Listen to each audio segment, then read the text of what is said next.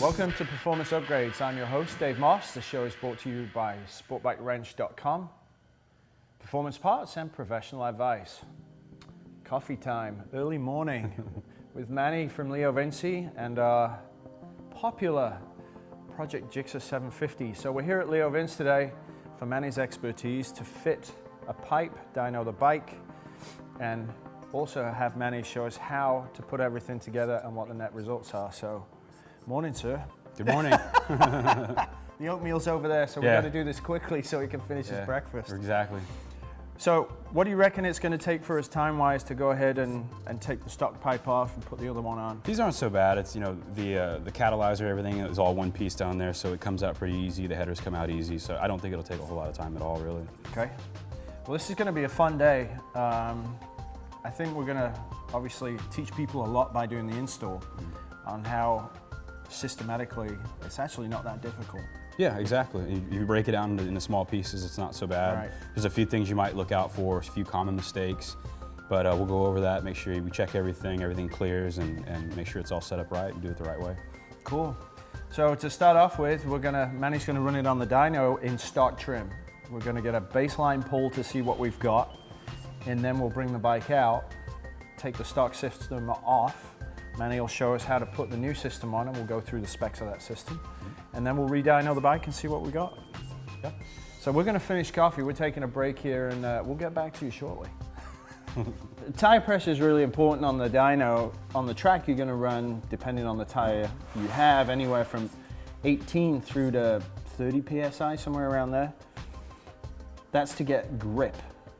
Here we're on the dyno, so the tire has to get grip, but if we have a low tire pressure, it's going to melt the tire on the steel drum and overheat the tire. We won't get the proper contact, and the wheel could spin on the dyno, so we get false readings. So usually when I do dyno work, you always put it to the pressure you need. Even if it's a race tire, I'll always put it at a minimum of 36.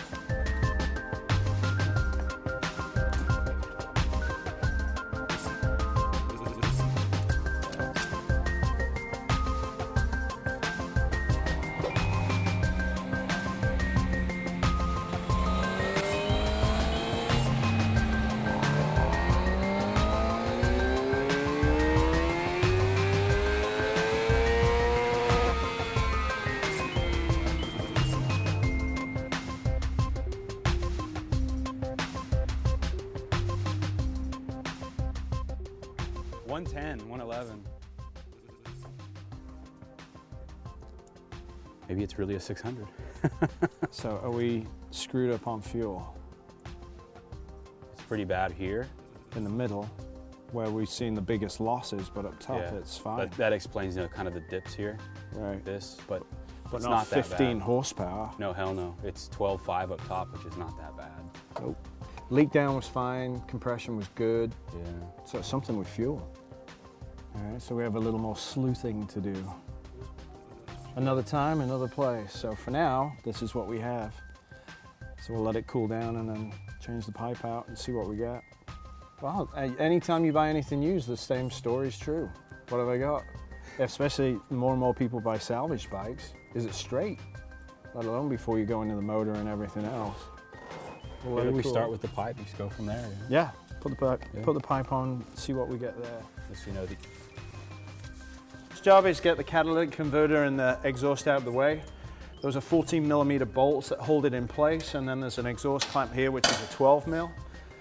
Very, very quick and simple. We'll have this off in a couple seconds. Just keep in the bushing. Yeah.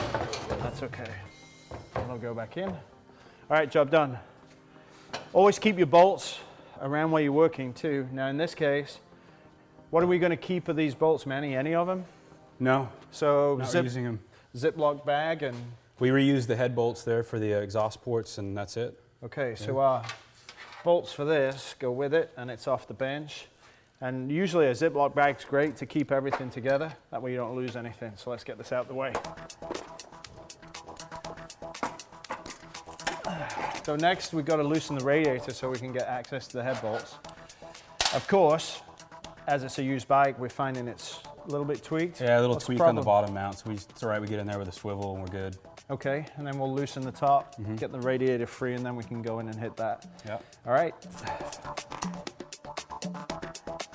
So now the radiator gives us more angle here, so Manny can go ahead and get in for the Allens to be able to pull our header off. And that's going to be it. I think it's just the header bolts on this, Yeah. by the looks of it. All right, let's get to it.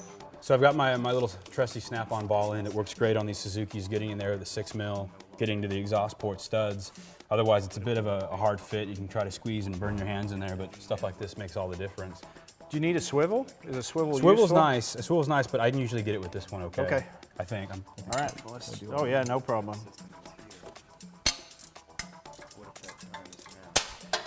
One of the things you can do to make this a lot faster and easier is take the radiator off, drain the coolant, throw it away, obviously, by recycling it. It will make things a lot easier.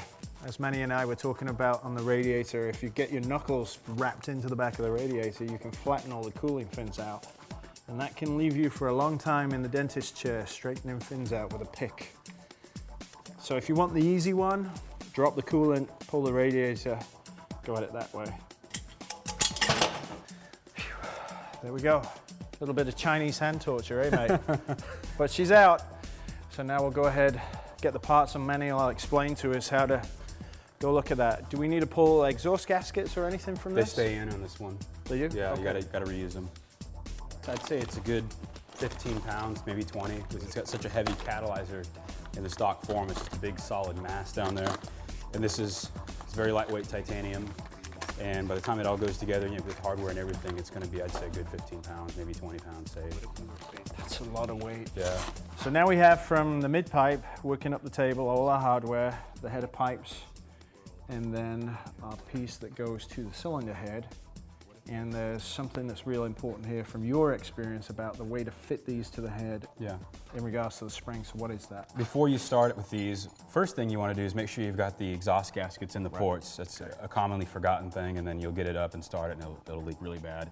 You have to start all over, pull everything back off. I've done that, so No. yeah. But what you want to do is we have our collar and our flange here. So the collar and flange fit like that. They fit up with the studs into the exhaust port.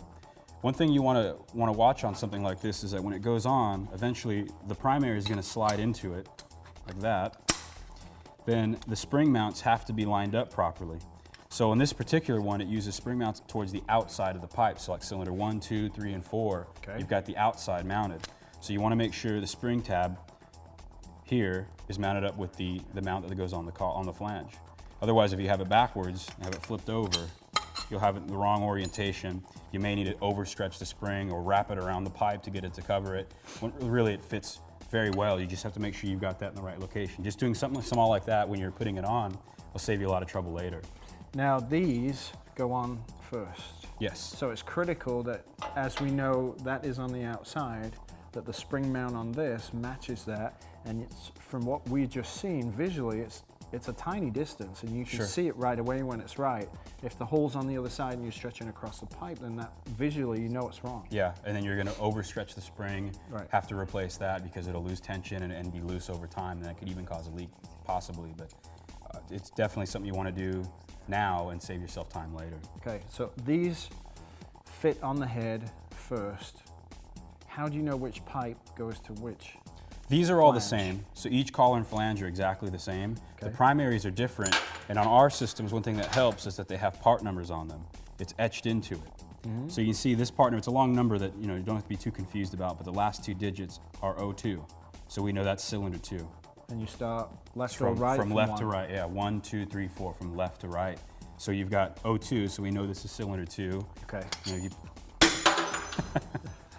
You've got this one, 03, cylinder 3, so when they'll end up being together like that, you'll have your outside ones together. So it'll really help you save time, because if you're just putting this together and you don't know which way it goes and you've got them backwards, you've got them like this, it'll really save you a lot of time if you just look at those little steps there.